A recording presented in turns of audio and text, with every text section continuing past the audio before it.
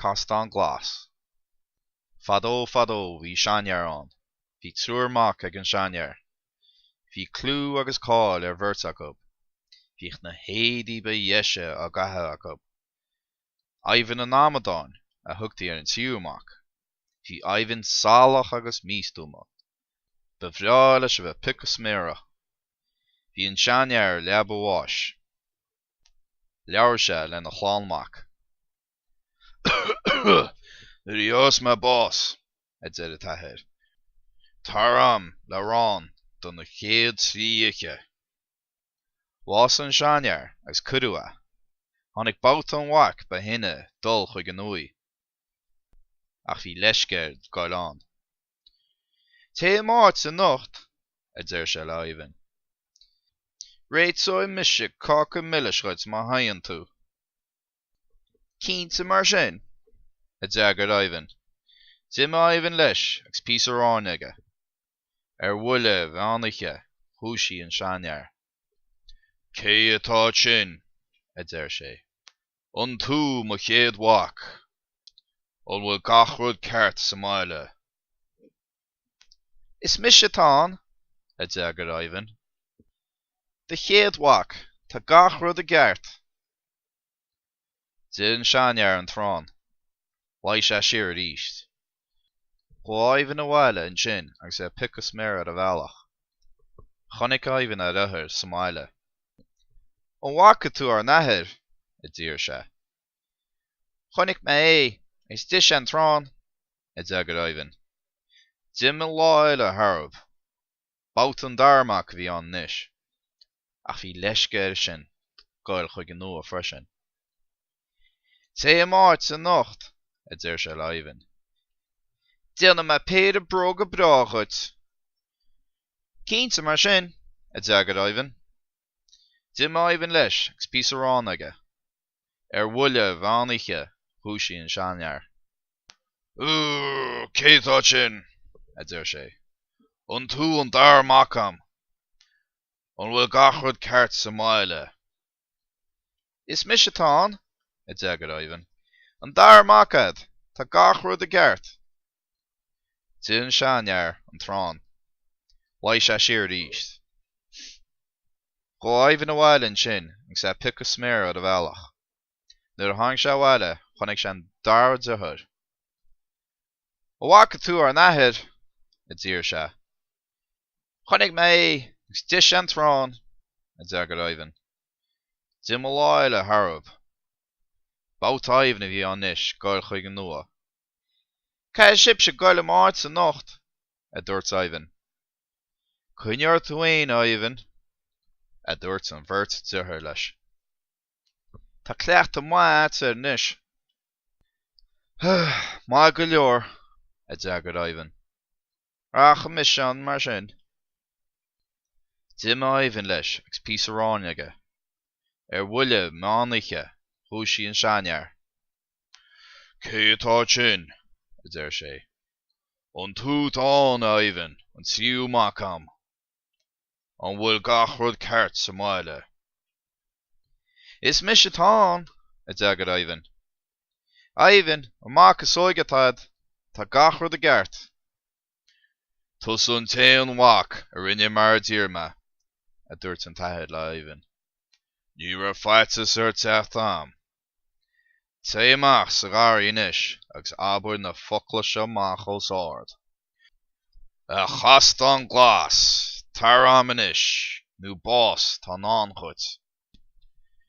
Té seach na chlós nuair a thuca sé chugat. Agus an sin taramach as an chlós eile.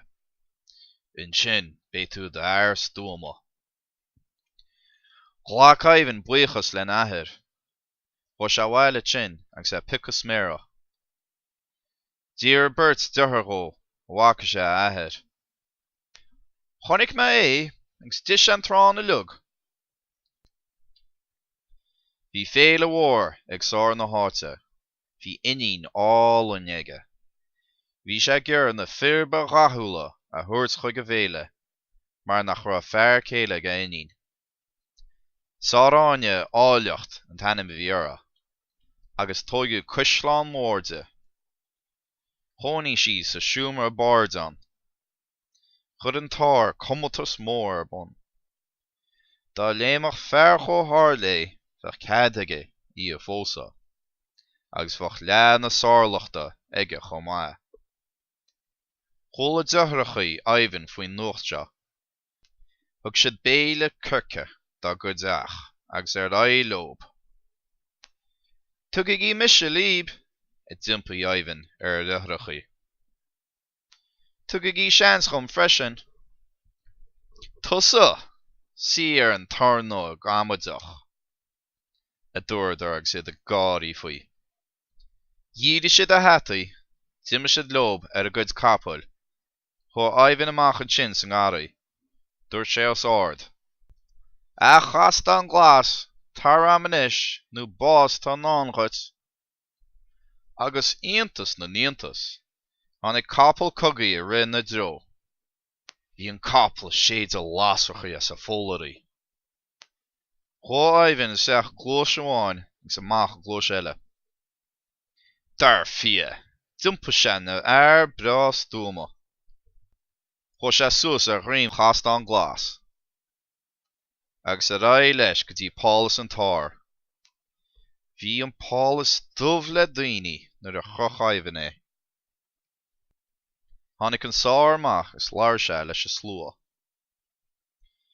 Cé bí fearr a airas ar a chapel go háir le inneog maoinín agus le go pógad a béal, bé sí agaí mar bhean chéile.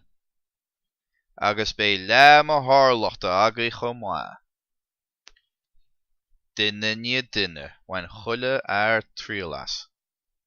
Ach, farir, bhí fuinne an tráine, róar dóibh. Tháinig seans Ivan faoi iire. Gaeilge Castán Glas, cosa an arde. Le béic agus fad, léamh sé, ach níor sé bailachán. Bhain sé tríolas a ríist. Ach a ríist, níor léamh sé bailach ó hárlé. Bhí geamh amháin eile ag Ivan agus Castán Glas. Chuir sé Castán Glas ag pramseil agus ag rothlú timpeall is timpeall. Bhí an capall mór téit agus ar fiche le fearr go niis. Léam Ivan thar inneog gáileacht agus thug sé pógde. Bhuiil sí le crag ar a bhaithis le na fáinne séala. Fágu cór an áinear. Dim Ivan an sin is scamal déanaí. Stop siad an gáirí a bhád an Gusnán. Chó Ivan is seach a glós amháin agus amach is glós eile. Cred anú nar cred, darí Ivan a ráis a ríist. Agus dim a Castán Glas leis. Chó Ivan a bhile agus a pic a sméra ar a meallach. Níor ada gur tháinig a riachrachaí bhile. Bhí neirid le rá go faoi gach rud a choinnig siad.